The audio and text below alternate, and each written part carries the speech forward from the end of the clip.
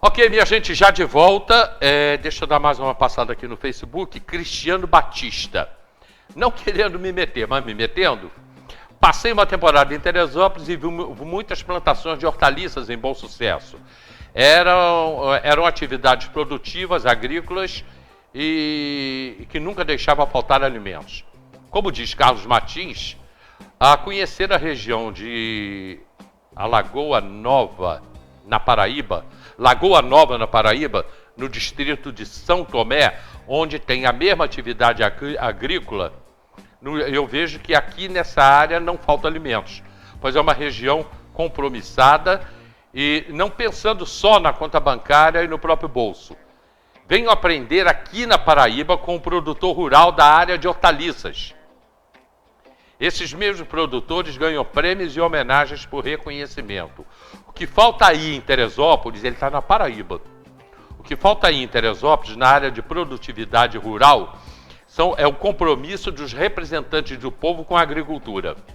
É uma região rica em água, pode facilmente ser resolvida. Aliás, Cristiano, muito obrigado, você está na Paraíba, conhece Teresópolis, a água já não é mais nossa não, a nossa água foi vendida, tá? Mas continua sendo uma região rica em água. E você tem razão. Falta de comprometimento do poder público com o produtor rural. Aí faltou merenda nas escolas. Enfim, é isso. Cristiano Batista, muito obrigado pela sua participação, além de tanta gente que eu já li os nomes hoje. Muito obrigado. E hoje, pela manhã, eu abri o programa falando que a gente se aproxima agora, esse final de semana agora, vão acontecer convenções. A partir desse final de semana a gente já vai saber quem serão os candidatos.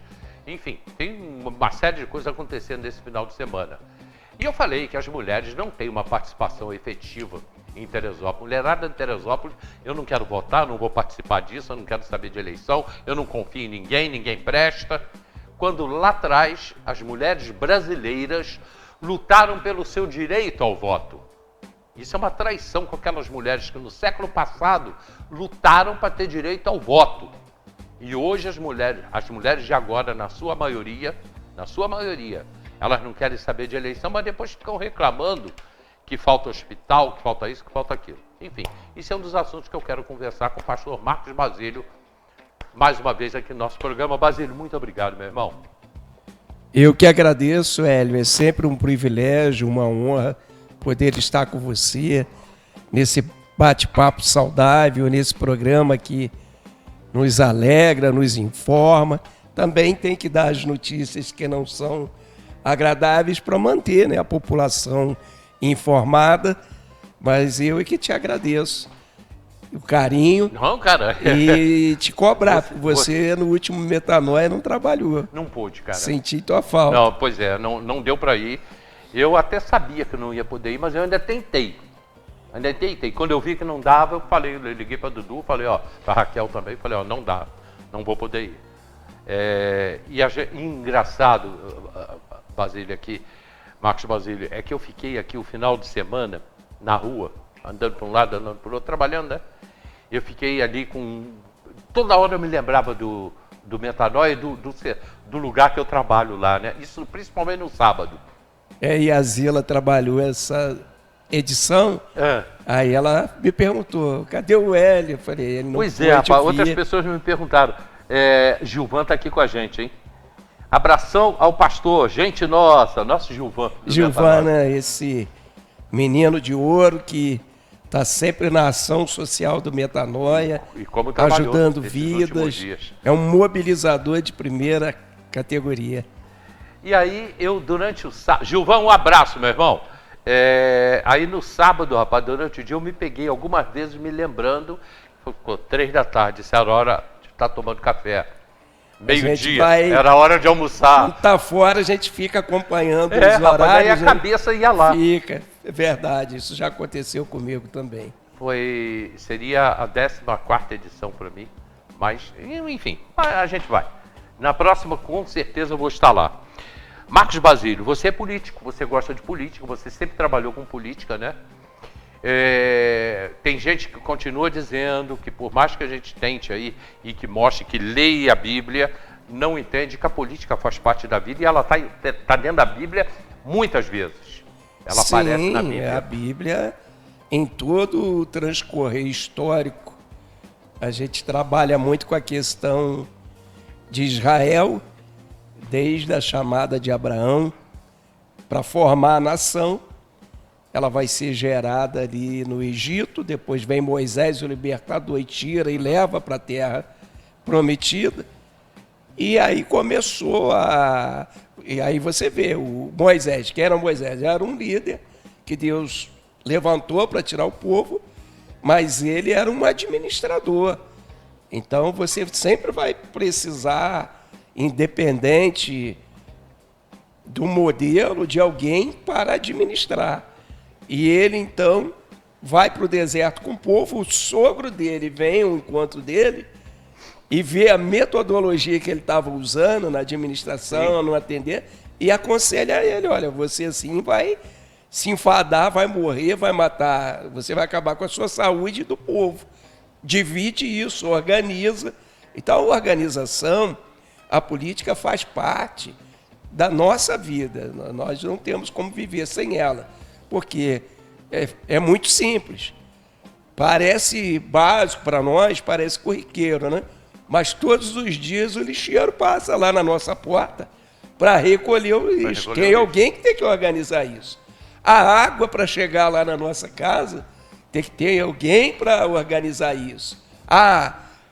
Não é, os reclames, claro que muitas das vezes a administração falha e não dá o retorno que deveria dar, mas não é porque uma má, né, administração e não atende os anseios, né, da população, que você vai deixar de votar, de escolher alguém, de ver o perfil do candidato para poder administrar, porque não existe uma sociedade sem administração. Eu acho que na Bíblia uma coisa que fica muito claro, falando politicamente, é quando tinha os juízes, que acabam os juízes, né? E aí... porque o primeiro momento eles saem, né, as 12 tribos, mas unidas porque estão saindo do Egito. No deserto, uma organização, apesar de ser cada tribo, mas um comando só. Aí Moisés morre e assume Josué. Sim. Aí eles começam as conquistas. Quando eles começam a conquista da terra, cada tribo vai recebendo a sua porção. Então, naquele momento, houve o quê? Houve uma diferenciação, porque cada um começou a cuidar do que era seu. Certo. E aí foi o período que se levantou os juízes. Já não havia um líder comandando como era antes, porque cada tribo se fixou na sua área e começou a cuidar das suas coisas. Mas o inimigo não estava totalmente vencido. Então, Deus levantava juízes justamente para isso, para que ele pudesse reorganizar e combater os inimigos, mas muito também do erro do povo, né? O povo se afastava de Deus, o juízo de Deus era o inimigo que vinha e atacava. E a gente pode entender isso como políticos da época. Sim, era administração política. Como é que você vai organizar? Os levitas. Esses já também trabalhavam na causa religiosa. Eles foram separados, a tribo de Levi, para cuidar do tabernáculo, dos utensílios, não é? Do dia a dia do tabernáculo. Sim. Eles faziam a parte religiosa do povo, que também é como a igreja hoje. Todo mundo olha para uma igreja, vê como um local de culto, mas ali você tem uma organização que precisa ser administrada. Os levitas. Exatamente, porque você tem o local para ser organizado, limpo, mantido no dia a dia. Você tem parte de, né, vamos dizer assim, encanamento, igual na sua casa, claro, aí a gente está falando do volume maior, que você tem problema, tem que trocar uma lâmpada, tem que repintar, tem que... Agora você imagine um local de culto que várias pessoas frequentam, você depende dessa manutenção. né? Você tem funcionários para isso, porque não tem como você manter uma igreja que vai crescendo. Ah, vamos fazer mutirão para fazer as coisas. Tem que ser feito no dia a dia. Então, tudo isso é administração. Às vezes a gente simplifica muito, porque a gente chegou bem ou mal, né, funcionando, mas a gente chega lá, a coisa está funcionando. Eu posso reclamar da UPA. Mas se eu chegar, ela está lá, tem alguém que está administrando aquilo, isso é política. O que a gente tem que lutar é pela política saudável. Pessoas, né, de capacidade honestas para estarem à frente, para trazer. A Bíblia diz, quando o justo governa, o povo é abençoado. Eu ontem estava na igreja quando aliás, duas mulheres, né? Eu estou falando do caso mulheres, que eu estou me referindo às mulheres, que elas dizem muito que não querem saber de política. Duas mulheres vieram me perguntar em quem votar. Tá? Eu falasse, fiquei vaidoso com isso. Não, porque não é. Isso é muito comum acontecer comigo pela posição que eu ocupo. Programa de rádio, programa de televisão. Então é comum as pessoas me perguntarem em quem podem votar. Aí eu falei com elas, né? Em quem eu vou votar. Aí é com ela, né? Aí me perguntaram quem serão os candidatos e tudo, e eu estava explicando.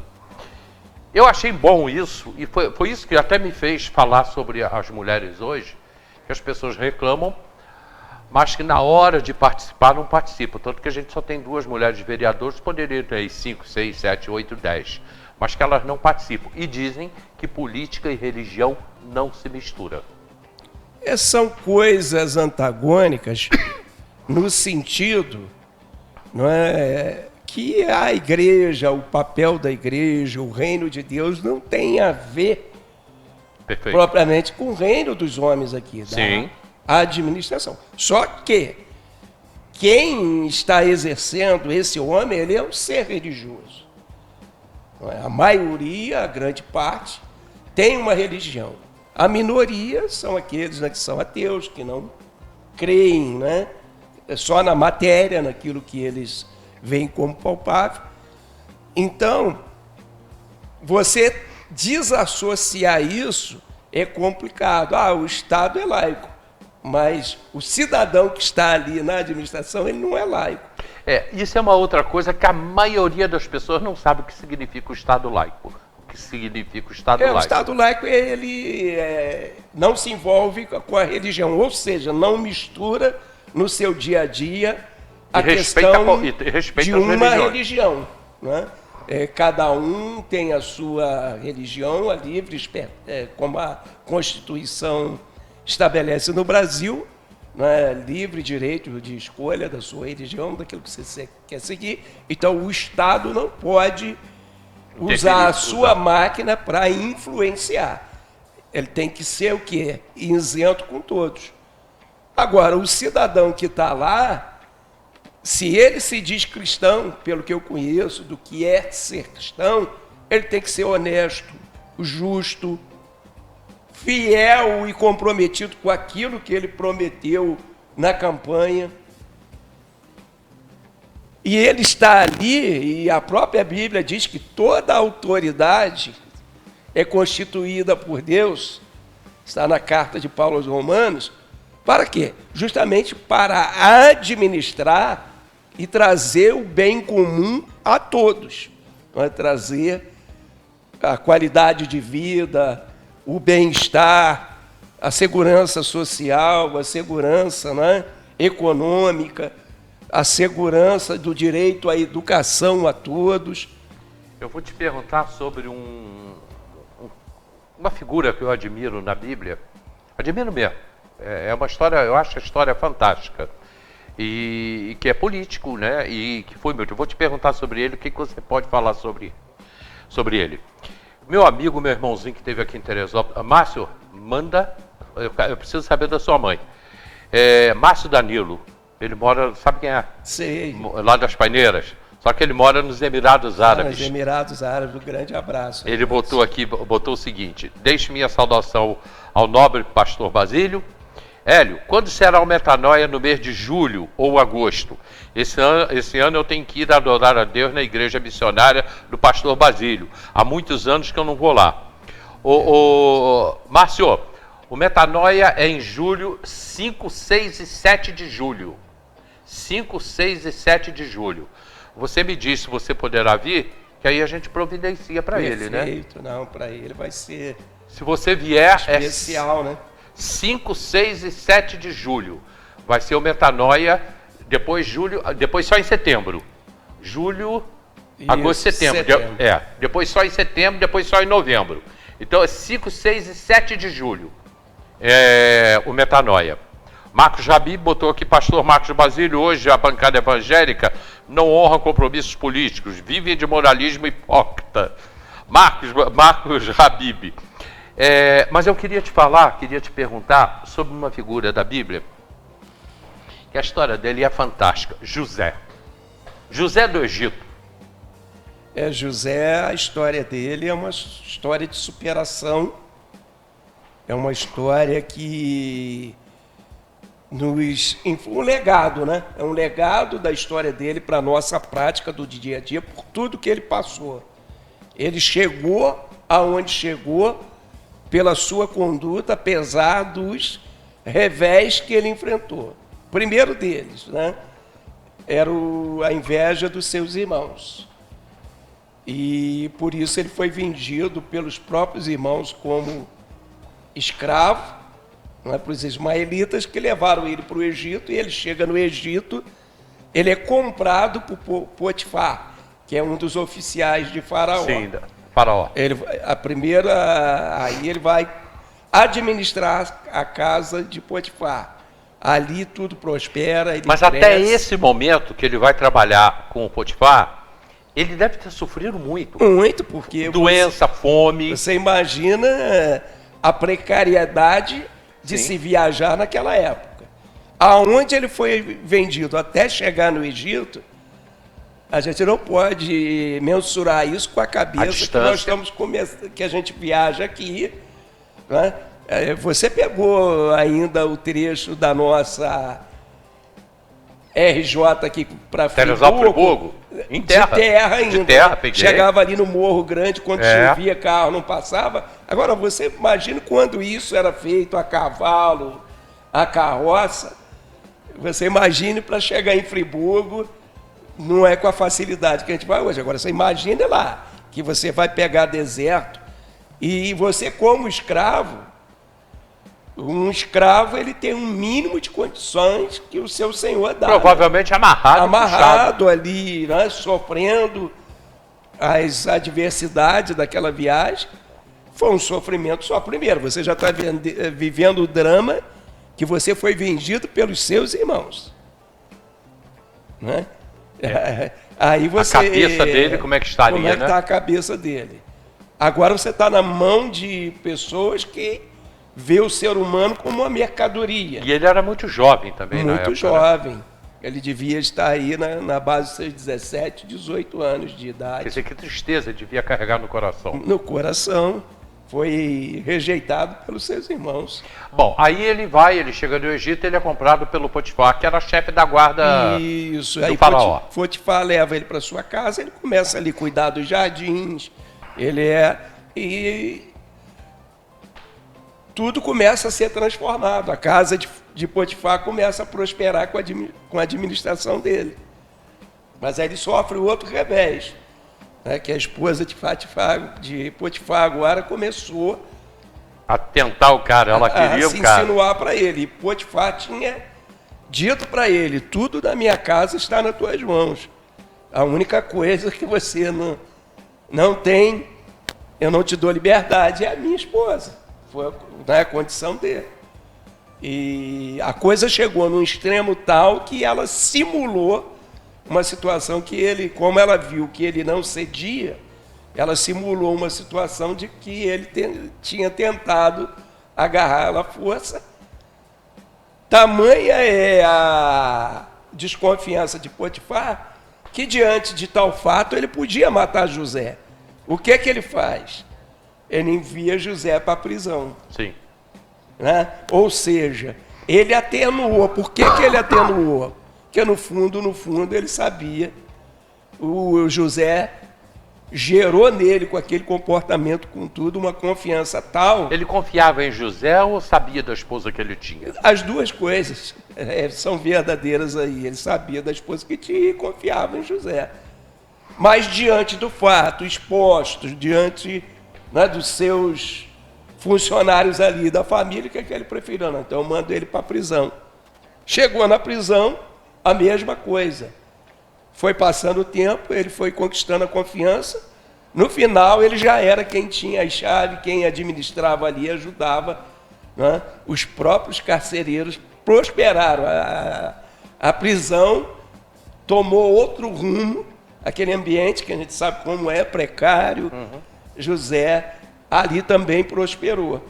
E ali, tanto o padeiro como o copeiro tiveram um sonho, contaram para ele, e ele disse a sentença de cada um, que era o padeiro mor do faraó e o copeiro. E ele disse, né, que o padeiro morreria, mas que o copeiro voltaria a ser restituído ao cargo de faraó. E ele pediu, ó, quando estiver lá com o faraó, intercede por mim. E o copeiro foi restituído, passou tempo, e aí Faraó vai ter o sono das 7 vacas magras, 7 vacas gordas, 7 espigas magras, 7 espigas gordas. Seriam os 7 anos de fartura e os 7 anos de fome. E nenhum mágico, encantador, sábio do Egito conseguiu dar interpretação. Aí o copeiro se levantou, não, quando eu sonhei lá no presídio, lá no cárcere, eu e o padeiro, tem o hebreu que está lá, ele disse o sonho e tudo que ele falou aconteceu conforme. Aí Faraó mandou chamar ele. E aí ele deu a interpretação dos 7 anos de fartura, 7 anos de miséria. E aí Faraó então perguntou, o que você quer fazer? E aí ele deu a orientação, não, constrói celeiros, pega os anos de fartura, acumula, né? Guarda para quando vier os 7 anos de fome, tenha mantimento para o Egito e para o povo. E o Egito acabou até fornecendo para outros, para fora, para outros lugares. A família de José vem quando há o reencontro, é por isso eles vieram para comprar mantimentos no Egito. E quando eles vieram, como José era o administrador, quem Faraó colocou de frente, ele reconheceu os irmãos. Os irmãos no momento não reconheceram ele, né? Mas ele reconheceu os irmãos. E aí houve, né, todo aquele desdobramento. Quer dizer, ele se tornou o quê? Um administrador. Você tem outro nome da Bíblia. Se tornou governador do Egito. Ele era o segundo homem do Egito. Acima dele, só Faraó. Só o Faraó. Daniel também vai ser esse exemplo em Babilônia. Sim. Né? Ele passa pelo governo de Babilônia, ele passa depois que Babilônia é conquistada pelos medos persas, né, por Ciro. Ele chega, ele participa de 3 governos, ali como administrador, participando do governo, e avançou e foi benquisto, não se corrompeu. Então, a gente tem esses legados bonitos. Como José também nunca se corrompeu. Nunca, né, se corrompeu, de homens que tiveram a oportunidade de servir como administradores, né, na área política, porque isso é uma área política, e foram bem-sucedidos, foram fiéis a Deus, não abriram mão dos seus princípios e exerceram a função com honestidade, com justiça. Aí ele pede para trazer a família dele para o Egito. Aí ele pede a Faraó para que a família viesse, porque a fome, né, foi um período de 7 anos. E aí acabou que depois eles não retornaram mais, ficaram 400 anos no Egito até que se levantou Moisés para vir libertar. É porque aquele faraó morreu e o povo começou a crescer dentro do Egito. O faraó que se mudou no Egito com medo, esse povo está crescendo, pode nos dominar, não é? Com esse pensamento ele escravizou o povo. Então o povo judeu no Egito era escravo de matéria-prima, do trabalho mais pesado que tinha. Até que aparece um novo líder, que é Moisés, que lidera a saída de volta. Aí tem as 10 pragas, né? Deus fere o Egito com 10 pragas, na 10ª praga, que é a morte dos primogênitos de todos os animais e dos seres humanos, né, de pessoas, e aí o próprio filho de Faraó morreu, e aí ele libera o povo por aí. Eu falei sobre tudo isso, eu puxei esse assunto, até porque é uma história que realmente eu gosto, porque isso é política.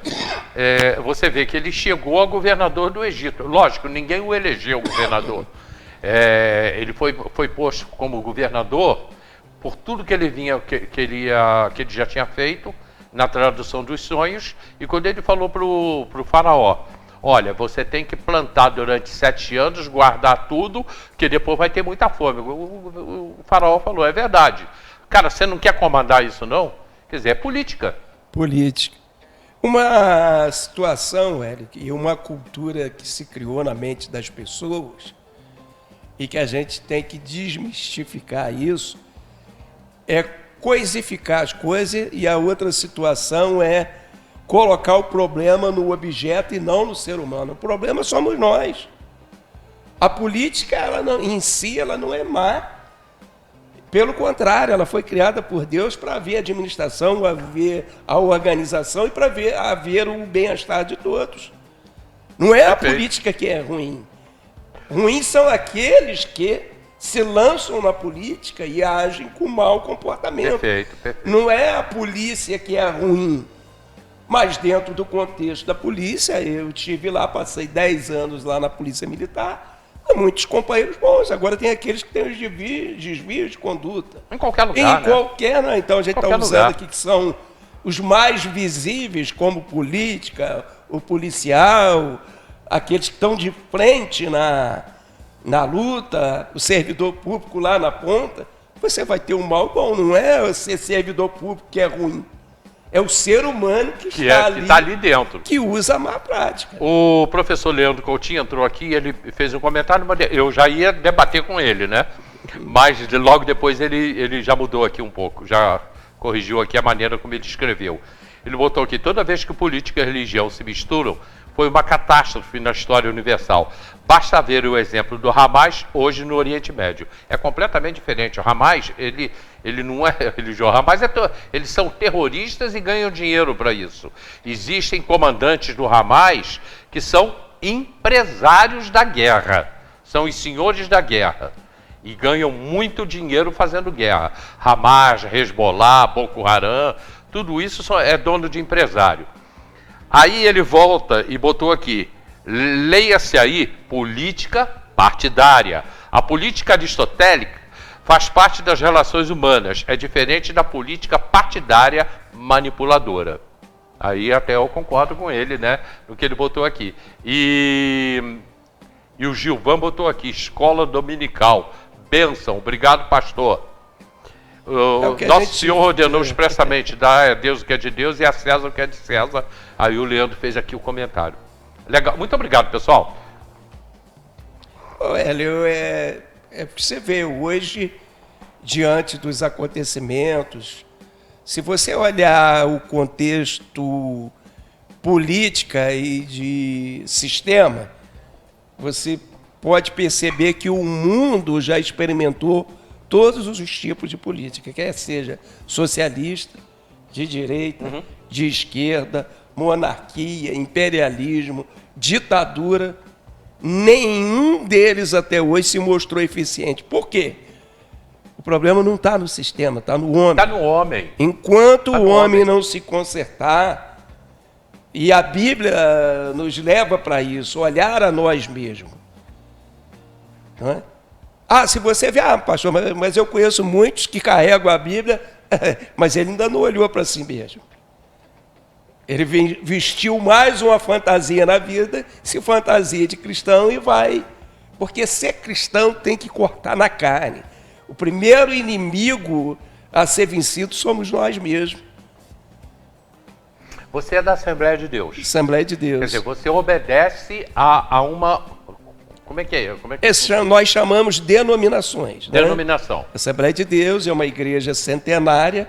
Sim. 2 missionários chegaram no Brasil, lá em Belém, em 1910, e ali nasceu. Eles eram oriundos da Igreja Batista.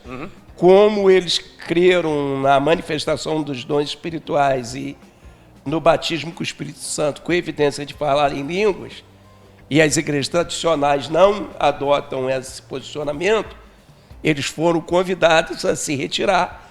E o grupo que se retirou ali, então, começou o movimento das Assembleias de Deus aqui no Brasil. Tá. Então, a Assembleia de Deus, ela pode retirar um pastor daqui e mandar para lá? Ela não pode fazer isso?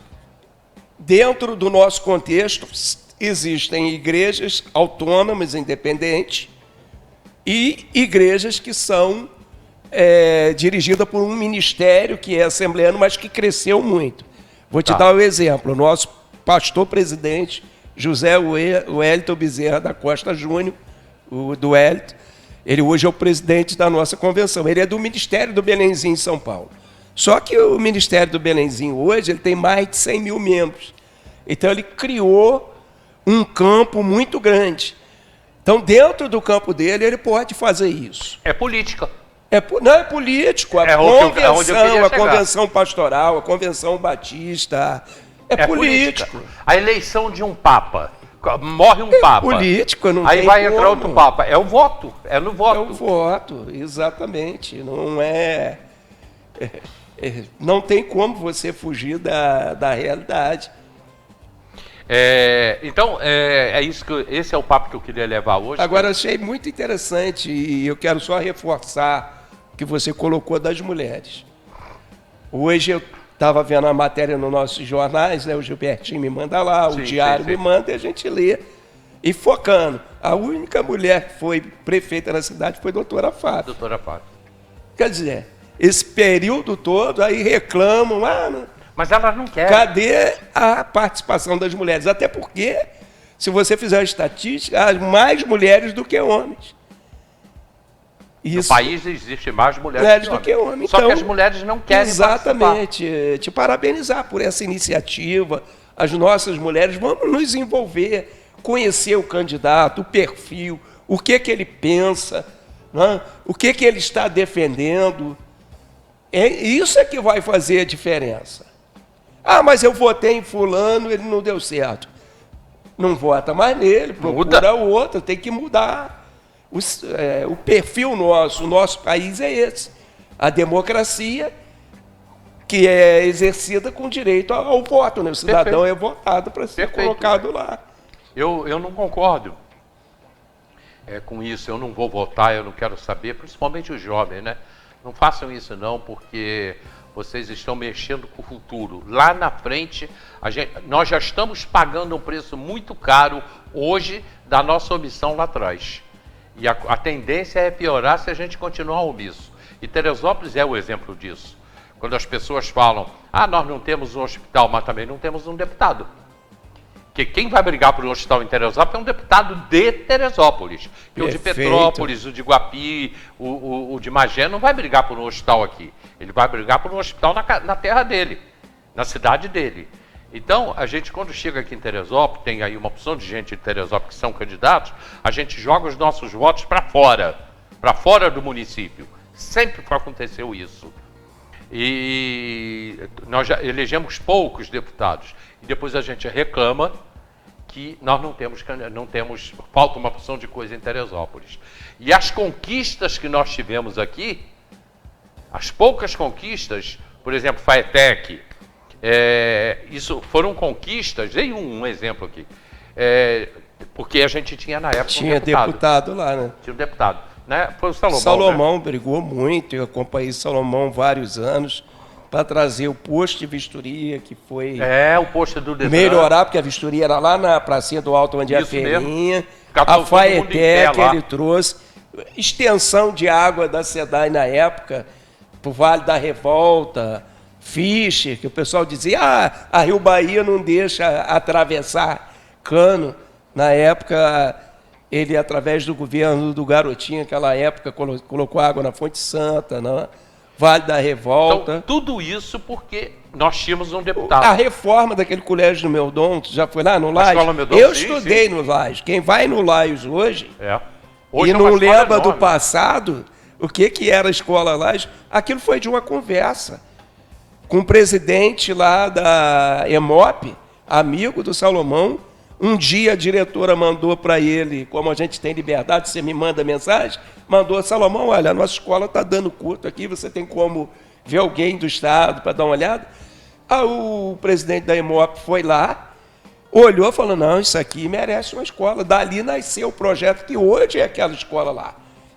Houveram outros políticos que não desenrolaram, porque gestão acaba, e concluiu, está lá, um colégio de excelência ali no bairro do Meudon. Tem uma história muito interessante com o Paulo Nascimento. Paulinho, quando Paulinho era deputado. E federal. O Fernando Henrique queria colocar em votação que o presidente, a reeleição para presidente. Isso entrou em votação, a reeleição para presidente. E ele precisava de votos. E aí o Paulinho votou a favor da reeleição para presidente em troca da galeria do bairro de São Pedro. A segunda galeria do bairro de São Pedro. E se não tivesse, você imagine hoje, já dá problema lá, se não tivesse essa galeria. Exatamente. Eu estava no ar, na Rádio Teresópolis, quando o Paulo Nascimento me ligou de Brasília para dar essa notícia. Vai sair a galeria do bairro de São Pedro. Conseguimos a galeria do bairro de São Pedro, porque a gente tinha um deputado federal lá em Brasília. Então ele conseguiu isso. Depois eu soube que foi por causa do voto. Sim, porque você tem alguém lá para negociar em nome da cidade. E o extravasou ali, ninguém hoje fala nisso. Você imagina se ali não tivesse aquele extravasou ali, que é aquele túnel embaixo da pedra ali do corte da barra ali. Você lembra daquela enchente em 82? Foi no governo do Celso Dalmaso, mas não foi o Celso Dalmaso. Foi uma verba parlamentar de um deputado. De um deputado. Aí eu nem lembro quem foi. Na época, né? Então são obras que hoje ninguém fala mais nela, mas isso tudo é o quê? Vai se resumir aquilo que nós estamos falando. A importância da política. Exatamente. O Leandro botou aqui um negócio muito, muito interessante. Eu digo para os meus alunos que se eles não se envolverem com os assuntos da cidade, com a política, algum espertalhão vai se envolver em controlar a sua vida na cidade. Sem dúvida. Perfeito isso aqui do Leandro Coutinho. Perfeito. Parabéns, Leandro. É isso mesmo. Pastor Marcos Basílio, estou fechando o programa meio-dia. Eu queria que você orasse pela nossa cidade, por favor, Basílio. Por esse final de semana que está vindo aí, que vai ser um final de semana decisivo na política, né? Isso, aquele que pretende, você tem até amanhã para procurar um dos partidos da nossa cidade e se filiar. A partir de sábado já não vale mais, né? Então o prazo ele se encerra, que é o dia útil, que é dia 5. Dia 5. Então, a partir do dia 5 depois, não tem como mais se filiar para ser candidato nessa eleição. É um final de semana, né? Então, aquele que ainda quer participar, procure aí as lideranças, os partidos estão aí se mobilizando para isso. E vamos pedir a Deus aqui. Teu nome vai estar lá? Não, não vai estar, não. É o que foi dito aí, a gente não pode misturar política com religião nesse sentido, não é? Eu sou um pastor presidente de igreja, então eu não posso me envolver diretamente na política eleitoral, candidato, porque vai que você começa a misturar as coisas. Deus te chamou para uma missão, você tem que cumprir aquela missão. Todos aqueles que fizeram isso, misturar as estações... Mas o que não impede de você escolher um bom candidato... Não, sim, de participar como cidadão, de ouvir.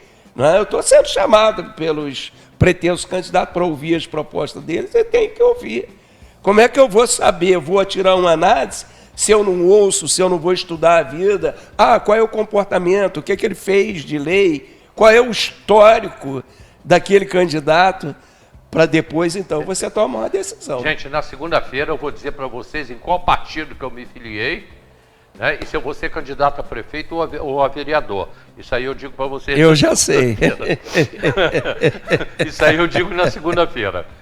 Basílio, por favor, ore Vamos agradecer. Pai, em nome de Jesus, queremos te louvar por esse tempo especial aqui com o nosso irmão Hélio, com toda a nossa assistência, aqueles que estão no seu lar, nos seus afazeres, te agradecendo pela bênção de mais um dia, Te pedimos, Senhor, que nos ilumine, nos dê sabedoria, para que possamos, Pai, a cada dia melhorarmos como cidadãos e que possamos contribuir, Pai, para que tenhamos uma sociedade mais justa, igualitária, que, assim como Tua palavra nos orienta, o pão é nosso, o pão não é meu, o Deus é nosso, o Deus não é meu, não é?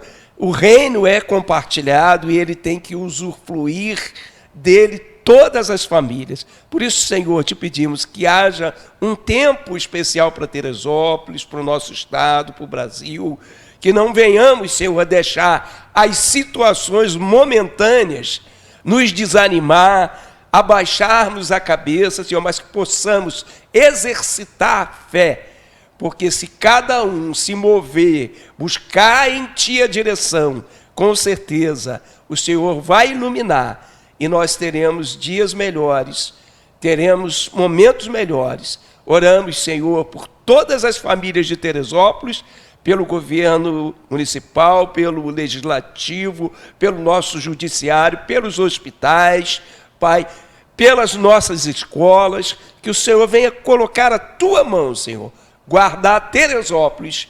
É a nossa oração que nós te pedimos e te agradecemos em nome de Jesus. Amém. Amém, amém, amém. Programa de amanhã eu vou ter aqui dois presidentes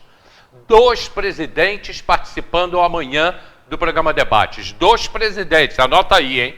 Tchau, pessoal. Obrigado.